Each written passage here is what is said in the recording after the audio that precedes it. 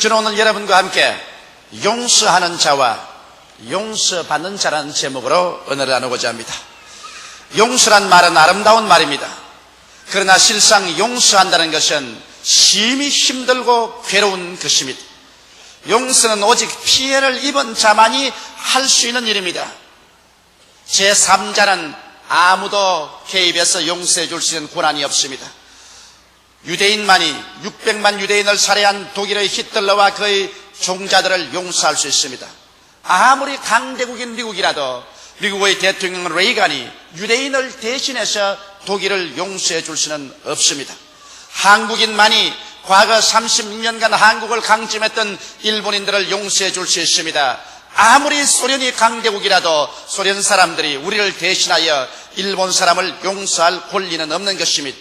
용서하기 위해서는 그 모든 상처 입은 마음을 극복하고 상처 입은 손을 내밀어 자기에게 상처 입힌 자를 용서하는 것입니다. 그렇기 때문에 용서하기 위해서는 미움과 원한을 십자가에 못 박고 나를 죽여야만 용서할 수 있습니다. 이 일을 할 수 있는 사람은 보통 사람은 아닙니다. 용기 있는 사람, 위대한 사람만이 용서할 수가 있습니다. 소인배나 하나님을 사랑치 않은 자는 용서할 수가 없습니다. 그러면 우리는 왜 용서해야 될까요? 눈은 눈으로 갚고 니는 니로 갚고 원수는 원수로 갚아야 될 것인지 무엇 때문에 우리가 용서해야 될까요? 거기에는 예수 그리스도의 깊은 가르침이 있습니다. 첫째로 우리는 용서하는 자에 관한 예수님의 교훈을 알아봐야 되겠습니다.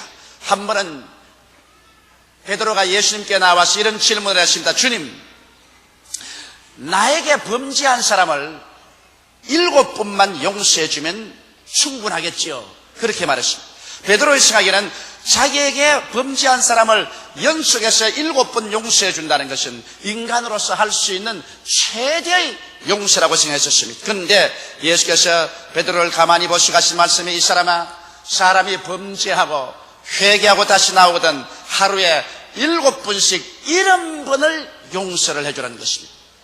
여러분, 한 사람이 아무리 범죄를 해도 490번 하루 우리에게 범죄하고 회개하고 나오지 않을 것입니다. 여기에서 주님께서는 이런 예화를 들어 말씀하셨습니다. 어떤 임금이 회개를 하게 됐는데 그 부한 사람이 자기에게 1만 달란트 빚을 지게 됐다는 것입니다.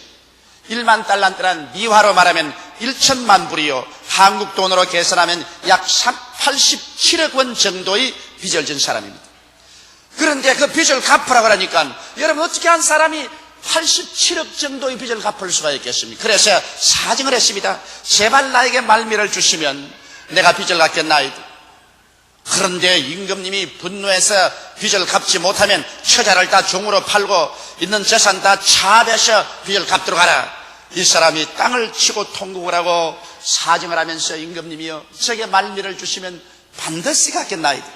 하도 간청하게 임금님이 불쌍히 여기셔서 그 돈 전체를 탕감해버렸습니다. 빚을 갚아지 않아도 좋다, 다 탕감한다. 그래서 이 사람이 너무 감사하고 기뻐서 임금님에게 경배하고 밖으로 나왔는데 자기에게 100다나리온 빚진 동료 한 사람을 만났습니다.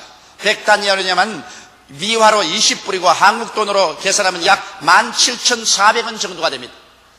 약 17,400원 정도 되는 동료 한 사람, 자기에게 빚진 사람 만나서 멱살을 잡았습니다. 야, 이 녀석아, 내게 빚진 것을 갚아라. 그러자 그 동관이 손을 비면서 말합니다. 내게 시간을 좀 주십시오. 시간을 주면 내가 반드시 17,400원을 갚겠습니다. 그러자 이 사람 분노해서 말하기를, 나는 내게 시간 줄 수가 없다. 너는 내게 빚지고서 갚지 않았으니 너는 마땅히 형벌을 받아야 된다. 그래서 자기 부하에게 말하기를, 이 사람을 잡아서 감옥에 가두어 넣으라고 했어.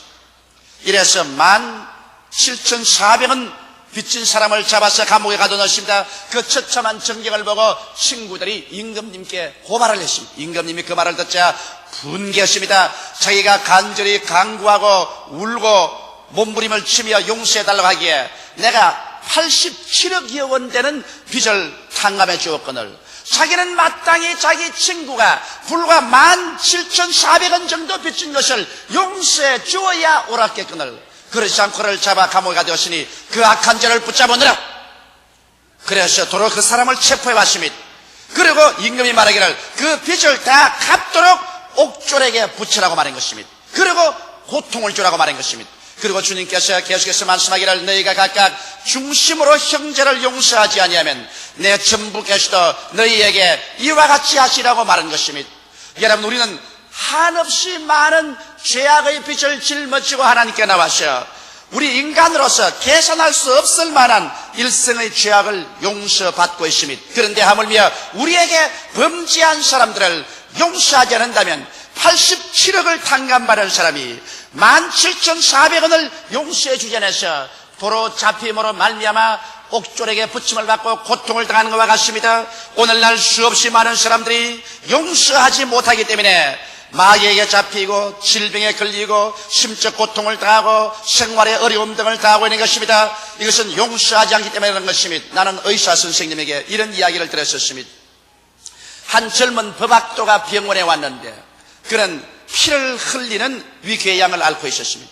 현대의학으로서 최선을 다하여 치료를 했건만은 계속 위에서 피를 흘리고 창백해져서 그 젊은 청년은 죽어가고 있습니다. 머리가 비상히 예민한 훌륭한 청년이었는데 의학으로서는 고칠 수가 없습니다.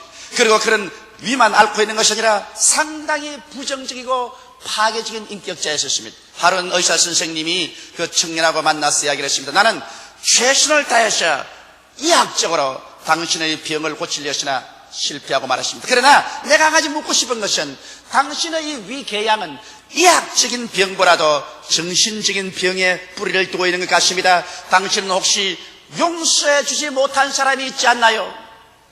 그는 한참 있다가 이런 말을 했습니다. 내가 어릴 때였습니다. 우리 이웃집 농토와 인접을 하고 있었는데 농지에 관한 분쟁이 붙어가지고서 이웃집 부자 사람이 우리 할아버지를 밀어서 죽였습니다. 할아버지는 이웃 사람의 폭력에 의해서 죽임을 당했었습니다. 그리고 우리는 농토를 빼앗겼었습니다. 나는 그때 내 마음에 붕괴했습니다. 너무나 어린 마음에 충격을 받고 내가 장차 법관이 되어서 결코 이 원수를 갚겠다고 생각했습니다. 나는 그날부터 시작해서 오늘 이 시간까지 자나 깨나 원수 갚는 것에 내 마음이 묶여 있습니다. 일순간도 원수 갚을 것을 잊어본 적이 없습니다. 나는 우리 할아버지 원수를 갚아야 합니다. 그래서 의사 선생님이 말했습니다. 당신이 바로 위궤양을 앓는 것은 마음속에 한시도 쉬지 않고 미움을 가지고 원한을 품고 있는데 그 미움이 당신의 위장을 파괴하고 먹어가고 있습니다. 당신은 그 원수를 용서해 주기 전에 아무리 약을 써도 당신의 위궤양은 나을 수가 없습니다. 그 청년은 고개를 흔들었습니다. 나는 절대로 용서해 줄 수 없습니다. 우리 할아버지 죽인 사람을 결코 나는 원한을 갚을 것입니다. 의사 선생님은 말했습니다. 당신이 그 원한을 갖기 전에 당신은 위궤양으로 죽고 말 것입니다. 용서해 주지 못함으로 말미암아 다가오는 그 원한이 당신의 건강을 해치고 있습니다. 얼마간의 세월이 지나고 난 다음에 이 청년은 이제는 견딜 수 없는 고통 가운데서 몸부림치면서 의사 선생을 찾아왔습니다. 나는 어떻게 하면 좋겠습니까? 의사 선생은 크리스찬이었습니다.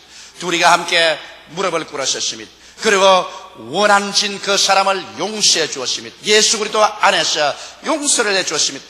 용서하자마자 비로소 그 청년의 얼굴에 평화가 다가왔습니다. 그 마음에 평안이 왔습니다. 이제 밥 먹는 것이 소화되기 시작했습니다. 약을 쓸 때 약의 효과가 발생했습니다. 얼마 있지 않아요 그 청년은 위궤양에서 고침을 받고 새 사람이 되었다는 기록을 제가 읽어본 적이 있습니다. 여러분, 오늘 수없이 많은 사람들이 남편을 미워하든지 아내를 미워하든지 시어머니 시아버지를 미워하든지 며느리를 미워하든지 형제간 이웃간 서로 원한져서 니를 갈고 용서해 주지 못하기 때문에 하나님께서 이러한 사람을 옥졸에 붙인 것입니다. 그래서 고통을 가하게 하는 것입니다. 바로 그 옥졸이 다른 것이 아니라 마귀요, 질병이요, 심적 고통이요, 생활의 여러 가지 어려움들인 것입니다. 이런 것이 다가와서 우리를 도적질하고 죽이고 멸망시키는 것입니다. 아무리 애를 쓰고 힘을 쓰고 기도해도 이런 문제가 해결되지 않습니다. 그것은 내 마음속에 진실로 내 이웃을 용서하지 아니할 때 우리에게도 하나님께서 은총과 축복을 허락해 줄 수가 없는 것입니다. 그렇기 때문에 오늘 이 자리에 와 계신 여러분의 가슴에 손을 얹고 내가 만일 원한진 사람이 있는가, 용서해 주지 못할 사람이 있는가, 생각해 보시고 예수께서 얼마나 큰 용서를 여러분에게 준 것을 생각하고 얼마나 여러분께서는 용서의 빚진 자라는 것을 생각하고 이웃을 용서하는 여러분 되시기를 주님의 이름으로 축원합니다. 둘째로 우리는 용서받는 자에 관해서 생각해 봐야 되겠습니다. 용서받는 자는 아무렇게 하기나 범죄하고 난 다음에 용서만 자꾸 바라면 될까요? 여러분, 범죄자는 삼중고를 겪게 되는 것입니다. 자기가 범죄하게 되면 나라의 법에 심판을 받아서 나라의 법이 끊임없이 따라오므로 쫓겨야만 되는 것입니다. 양심의 법에 쫓깁니다. 아무리 천년비하게 지난다고 할지라도 양심은 자기의 것이 아니라 남의 것입니다. 양심은 끊임없이 따라오면서 주야로 심판합니다. 그러므로 양심으로부터 도망자가 되어서 끝없이 도망을 취해야 되는 것입니다. 그뿐 아니라 하나님의 법 앞에서 도망쳐야 되는 것입니다. 이 세상에 도망자가 된다는 것은 절대로 행복하지 않습니다. 아무리 호의호식하고 산다고 할지라도 도망자의 생활은 마음의 불안과 고통이 연속되는 것입니다. 비록 국법에 어기지 않았다 할지라도 양심의 법에 어기면 끊임없이 양심 앞에서 도망자가 되어야 되는 것입니다. 이러므로 오늘 이 세상에서 범죄하고 사는 사람에게는 마음에 평강이 없습니다. 성경은 말씀하기를 대개 악인에게는 그 마음에 평강이 없나니라고 말한 것입니다. 아무리 부귀영화 공명을 다 가지고 있다 하더라도 마음에 평화가 없는 삶은 참 행복의 삶이 될 수가 없습니다. 잠자리에 들어갈 때 마음에 깊은 평안을 가지고 두 다리를 뻗을 수 있으면 그 사람 행복한 사람입니다. 아침에 일어날 때 마음에 큰 평안으로 기지개를 켜고 새날을 맞이할 수 있으면 그 사람 행복한 사람입니다. 어떠한 부귀영화로도 견줄 수 없이 행복한 사람인 것입니다. 그러나 범죄자의 가슴 속에는 평안이 있을 수가 없는 것입니다. 그러면 어떻게 해야 이 범죄자가 범죄에서 노연함을 받을 수 있을까요? 성경 말씀하기를 회개하라고 말하셨습니다. 여러분, 사람이 용서받을 조건으로서는 철저히 자기 자신을 낮추고 죄를 회개하지 아니하면 안 되는 것입니다. 회개 없는 용서란 용서가 될 수 없는 것입니다. 회개라는 것은 자기의 죄악을 다 고백하고 그를 청산해버리는 것입니다. 그리고 그대로 용서받나요? 아닙니다. 용서라는 것은 반드시 보상을 해야 되는 것입니다. 자기가 상처나 손상을 입힌 데 대한 최선의 보상을 해야만 되는 것입니다. 보상 없는 용서라는 것은 아무든지 할 수 있습니다. 실컷 남에게 상처를 입히고 난 다음에 가서 나 잘못했습니다, 용서해 주십시오, 이로써 용서가 되는 것은 아닙니다. 그는 용서의 한 부분인 것입니다. 내가 잘못했으면 잘못한 데 대한 보상을 지불해야 진실한 용서가 되는 것입니다. 옛날에 우리 한국에 와서 일했던 존 스테스라는 선교사님이 제게 이런 이야기를 했었습니다. 그가 하루는 학생 시절에 자동차를 몰고 파킹장에 자동차를 대다가 옆에 있는 자동차를 받아서 자동차가 우그러졌다는 거죠. 그래서 주인이 보지 않은 틈을 타서 그는 신속히 차를 부리고서 도망을 쳐버렸습니다. 그러자 그때부터 그것이 마음의 고통이 되었습니다. 그 다음 주일 교회에 나가서 예배를 드렸는데 하나님의 성령께서 무섭게 마음을 꾸셨습니다. 너가 주인이 보지 않는다고 남의 차를 그렇게 옆구리를 받아가지고서 우그러뜨려 놓고 도망을 치면 될 것인가?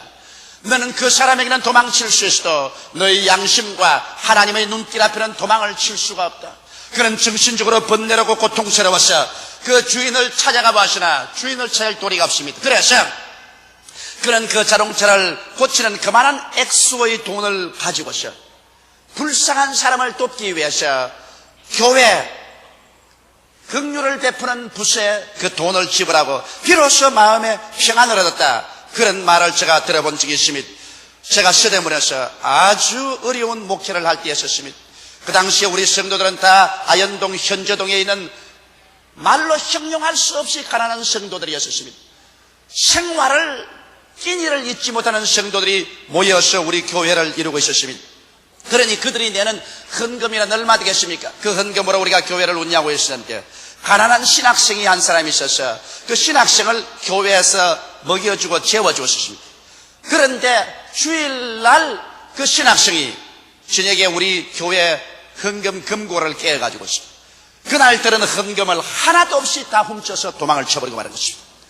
월요일 아침에 오니까 헌금통이 비어지고 금액은 다 사라지고 말았습니다. 그 신학생은 도망을 쳐버렸습니다. 우리는 마음속에 많은 고통을 당했었습니다. 가난한 사람이 엽전 한 푼씩 모아가지고서 모은 그 큰 금액을 다 잃어버렸으니 우리의 정신적인 타격과 고통은 말로 다 할 수 없었습니다. 우리 하나님께 울고 부르짖고 기도했었습니다. 그러나 하나님께서는 우리에게 축복을 해주셔서 그런 모든 슬픔을 다 벗고서 잘 살게 되었습니다. 그런데 몇 년이 지나고 난 다음에 내가 어느 교회 부흥회를 하러 가니까 그 신학생이 나를 찾아왔습니다. 그는 우리 돈을 다 훔쳐가서 잘 먹고 잘 사는 같이 보였는데 그 옷은 그때보다 더 남루해져 있었습니다. 날 찾아와가지고서 싱긋이 웃으면서 하는 말이, 목사님, 그때 돈을 다 훔쳐가서 대단히 죄송합니다. 나는 그 사람 정면을 보고 말했습니다. 여보시오, 당신은 그때 우리 돈을 다 훔쳐가서 이제 와서 죄송합니다 한 말로서 때와 붙일 줄 생각하지만은 당신이 일평생 하나님께 아무리 기도해도 당신은 그 가난한 사람이 내놓은 그 헌금을 도로 가지고 와서 보상하기 전에는 당신의 기도는 절대로 하나님께 상달되지 아니할 것입니다. 왜냐하면 죄의 용서란 것은 입술로 회개만 한다고 해서 용서되는 것은 아닙니다. 내가 마음으로 통회하고 자부하고 입술로 회개했으면 그만 죄를 지은 대가만 치면 반드시 보상을 해야 되는 것입니다. 국가의 죄를 지었으면 국가에 보상해야 될 것이요, 이웃의 죄를 지었으면 이웃의 죄를 보상해야 될 것입니다. 보상 없는 용서란 것은, 값싼 용서는 용서가 아닌 것입니다. 여러분, 하나님께서 여러분 우리의 죄를 용서하기 위해서 값싼 용서를 하셨습니까? 그렇지 않으셨습니다. 그러므로 여러분, 우리가 용서를 받지 못할 때는 하나님의 약속하신 축복에서 소외됩니다. 그럼 영혼도 구원받지 못합니까? 그것은 별개의 문제입니다. 그러나 여러분, 우리가 범죄에서 상처를 입혔었으면 반드시 그 상처에 대한 보상을 지불해야 되는 것입니다. 그럴 때 진실로 회개가 되고 참으로 용서를 받을 수가 있는 것입니다. 그러면 셋째로 제가 말씀을 드리고 싶은 것은 하나님 앞에서 용서란 어떤 것일까요? 로마서 3장 23절에 보면 모든 사람이 죄를 범하였으며 하나님의 영광에 이르지 못하더니라고 말하고 있는 것입니다. 이 세상에 인간으로서 태어난 사람 중 죄 없는 사람 한 사람도 없습니다. 아담과 하와가 하나님을 반역하고 죄를 짓고 하나님께 쫓겨나고 그 아담과 하와의 혈통을 받아 태어난 사람은 태어날 때부터 이미 죄인이요, 그 원죄에 뿌리 두고 우리는 수없이 많은 자범죄를 지었습니다. 수없이 많이 거역하는 죄를 지었었습니다. 이러므로 사람은 자기 스스로 하나님 앞에 설 수 있는 자격을 소유한 사람은 아무도 없습니다. 모든 사람들은 다 하나님 앞에 심판을 받을 수밖에 없습니다. 그렇기 때문에 예수께서 오셔서 외쳐 말씀하시기를 회개하라, 천국에 가까워 왔느니라고 말씀한 것입니다. 죄를 버리고 순종의 길로 들어서라, 천국에 가까웠다고 말한 것입니다. 그러므로 우리가 하나님 앞에 죄를 용서받기 위해서는 우리 편에서 할 수 있는 일은 철저히 회개해야 되겠지만 우리의 죄를 보상해야 되겠는데 어떻게 보상하겠습니까? 여러분, 성경은 말씀하기를 죄의 값은 죽음이라고 했는데 우리 죄를 보상하기 위해서 영원한 죽음의 심판을 받아야 되는데 어떻게 우리 죄를 보상할 수 있겠습니까? 인간의 힘으로 회개는 할 수 있어도 죄를 보상할 수 없기 때문에, 그러므로 하나님께서 우리 대신해서 보상물을 내놓으셨습니다. 하나님이 세상을 이처럼 사랑하사 독생자를 주셨으니 누구든지 저를 믿으면 멸망하지 않고 영생을 얻으라고 말씀하신 것입니다. 하나님께서 그 아들 예수를 세상에 보내셨습니다. 죄 없이 성령으로 잉태하시고 죄 없이 33년을 사시고 여러분과 나의 죄의 보상이 되셔서 자원하여 하나님 앞에 십자가에 올라가셔 심판을 받아 그 몸이 찢어지고 그 피를 쏟았습니다. 성경은 말씀하기를 저가 찔리면 우리 허물을 남이요 저가 상하면 우리 죄악을 남이라. 저가 징계를 받음으로 우리가 평화를 누리고 저가 채찍에 맞음으로 우리가 나음을 입었도다. 우리는 다 어린 양같이 그릇 행하여 제 길로 갔거늘 여호와께서는 우리 무리의 죄악을 저에게 담당시켰다고 말씀하고 있는 것입니다. 예수 그리스도는 바로 여러분과 나의 갚을 수 없는 죄악에 대한 보상이 되셔서 여러분과 나를 대신해서 그 일생을 하나님 앞에 다 쏟아 부어버리고 찢기고 피를 흘리고 죽으심으로 말미암아 우리 인류의 일평생의 죄악을 대신 청산해버리고 말한 것입니다. 이러므로 우리 사람들은 이제 우리 죄를 철저히 통회하고 자복할 뿐 아니라 예수 그리스도를 우리의 보상물로 받아들여야만 되는 것입니다. 이렇기 때문에 베드로가 말하기를 천하 인간에게 구원받을 만한 다른 이름을 주신 적이 없다고 한 이유가 그게 있습니다. 인간의 수양이나 도덕으로 말미암아 하나님 앞에 의롭다고 쓸 수 있는 자격자는 아무도 없습니다. 이 세상에 사는 동안 죄를 짓지 않은 의인은 아무도 없기 때문인 것입니다. 그러므로 오직 우리 죄를 대신해서 그 값을 갚아주신 보상물 되시는 예수 그리스도를 내가 나의 보정으로 모셔드리고 나의 구주로 모셔드리고 예수께 의지하는 길 이외에는 천하 인간이 구원받을 길이란 전혀 없습니다. 수양도 좋습니다. 도덕도 좋습니다. 윤리와 도덕적 행위도 좋습니다. 수많은 종교도 철학도 좋습니다. 그러나 내가 한 개인 인간으로서 하나님 앞에서 죄를 탕감받고 용서받은 유일한 길은 우리의 보상물인 예수 그리스도밖에 의지할 도리가 없습니다. 그렇지 않고는 우리가 구원받을 힘이 없습니다. 이러므로 우리는 주님 앞에 나와서 죄인인 것을 고백하고 회개하고 우리의 보상물 되는 예수를 구주로 모실 때 하나님께서는 여러분과 나의 일생의 죄를 한 번도 안 지은 것처럼 탕감해버리시고 예수 그리스도 안에서 영접하사 여러분과 나를 의롭다고 청해 주시는 것입니다.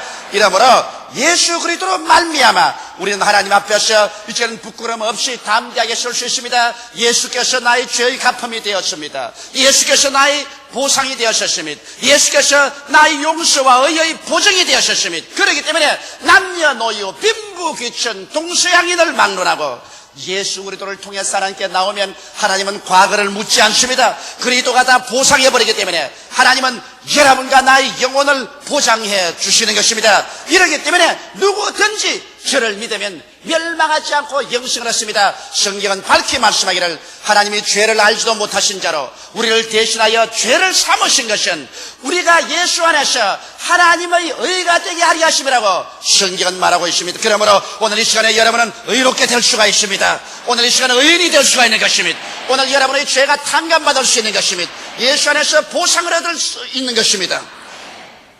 여러분, 두 가지 보상이 있습니다. 영혼의 구원은 예수님이 보상이 되시기 때문에 어떠한 죄인도 예수를 믿음으로 말미암아 영혼의 구원은 받을 수가 있는 것입니다. 그러나 세상에서의 축복은 내가 죄 지은 자에게 최선의 보상을 해야 하나님께서 세상에 축복을 허락해 줄 수가 있습니다. 이것 하나만은 잊지 마십시오.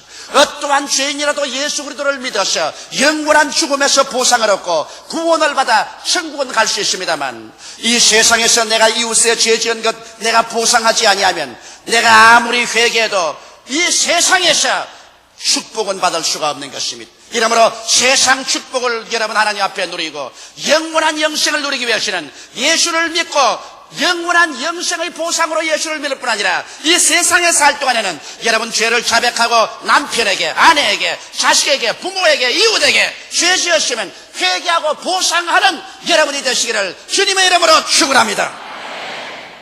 용서하고 용서받는다는 것은 인간 생활을 구원하고 축복을 받게 하는 좁은 길입니다. 이 길로 들어가기는 힘이 듭니다. 그렇기 때문에 대다수의 사람들은 미움과 복수와 거짓의 넓은 길로 찾아 들어가는 것입니다. 그곳은 가시밭 험한 길입니다. 그러나 용서의 길은 좁은 길이나 그곳에는 영생과 축복과 영광이 갈린 황금길이 되는 것입니다. 이렇기 때문에 우리는 이 땅에 살면서 모두 다 마음속에 용서의 넓은 마음을 가지고 사는 우리들이 다 되어야 될 것인 것입니다. 하나님께서 예수 그리스도 안에서 죄를 짓고 불의하며 추악하고 버림을 받아야 마땅한 우리 한 사람 한 사람을 긍휼히 보시고 불쌍히 여기셔서 예수 그리스도를 우리 대신 보상으로 내어주시고 그리스도가 우리 대신해서 죄악을 갚음으로 회개하고 예수를 받아들이는 것마다 하나님의 죄의 보상을 받은 것으로 간주하고 용서하고 탕감하고 구원해 주시는 사랑을 베풀어 주셨은즉 여러분과 나는 사랑에 빚진 자들인 것입니다. 이제 여러분과 나는 용서에 빚진 자들인 것입니다. 이렇기 때문에 베드로에게 예수께서 말씀한 대로 하루에 7번씩 70번이라도 내게 죄를 짓고 와서 잘못했다고 회개하거들랑 용서해 주라고 말씀한 것입니다.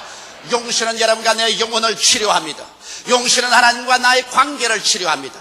용서는 내와 이웃과의 관계를 치료합니다. 우리는 용서해 주는 우리들이 되어야 하는 것입니다. 그리고 용서받은 자는 자기가 용서받은 만큼 그 대가를 지불해야 되는 것입니다. 보상을 하도록 전력을 다하십시오. 내가 최대한의 노력을 기울이십시오. 상처 입은 그 액수대로 보상을 못 갚을지 몰라도 최선을 다하십시오. 그럴 때 여러분은 참된 용서를 누리게 되며 그리고 하나님께서 여러분의 기도를 응답해 주게 되는 것입니다. 영생의 보상은 예수님 이외에 아무것도 될 수가 없습니다. 예수 믿음으로 말미암아 우리는 영생의 보상은 받았었습니다. 영생의 보상은 예수를 통하여 지불하게 된 것입니다. 그러나 이 세상 일에는 회개하시면 이웃에 찾아가서 보상하십시오. 그를 통해서 여러분은 진실로 기도가 응답되고 하나님의 축복을 받을 수 있게 되는 것입니다. 다 같이 고개 숙여 기도드리겠습니다. 사랑이 많으신 우리 아버지 하나님, 우리는 용서에 빚진 자들인 것을 압니다. 하나님이 우리를 예수 안에서 용서해 주었은지 우리도 마땅히 우리 이웃을 용서하는 것이 마땅한 일입니다. 아버지 하나님이시여, 용서에는 회개와 보상이 따르지 않고는 있을 수가 없습니다. 우리 영원한 영혼은 우리가 회개할 때 우리의 보상으로서 예수님이 주어졌으니 예수께서 우리의 죄의 갚음이 되셨습니다. 이 세상에 사는 동안 우리 이웃에게는 우리가 잘못했으면 회개하고 우리 최선을 다해서 잘못을 보상하게 도와주시옵소서. 이러므로 말미암아 하나님과 우리하고 막힌 담도 없고 이웃과 우리하고도 막힌 담이 없는 진실로 화목한, 진실로 서로 불쌍히 여겨 하나가 되는 위대한 삶이 이루어지게 하여 주시옵소서. 하나님 아버지, 오늘 이 자리에 오신 우리 형제 자매 중에서 아직 하나님과 화목하지 못하고 하나님과 원수된 상황에서 살고 있는 사람이 있으면 이 시간에 하나님의 보상인 예수 그리스도를 구주로 모셔드리고 회개하고 하나님과 화목하고 구원을 받게 하여 주시옵소서. 하나님 아버지, 오늘 그리스도의 성찬에 참여하기 전에 내 부부 간에, 내 부모 자식 간에, 이웃 간에, 형제 간에 미워한 것 있으면, 원한진 것 있으면 다 용서하고 성찬에 참여하게 도와주시옵소서. 예수님 이름 받들어 기도드리옵나이다. 아멘.